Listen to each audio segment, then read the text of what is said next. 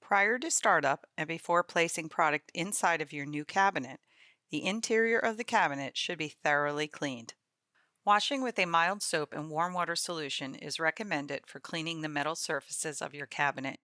This should be followed by cleaning with a baking soda solution consisting of 3 tablespoons of baking soda to each quart of warm water. Wipe down thoroughly with a damp cloth or sponge that has been soaked in clean water and wrung out thoroughly, then dry with a clean soft cloth.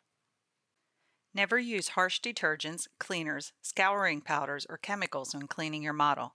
Failure to dry the interior surfaces after cleaning may result in streaking or staining of the metal. For complete cleaning procedures, precautions, and maintaining the life of your cabinet, see our video on maintenance, service, and parts. When considering a Continental refrigerator unit, please contact the factory or visit our website at www.continentalrefrigerator.com for current product information, as our product specifications are subject to change without notice.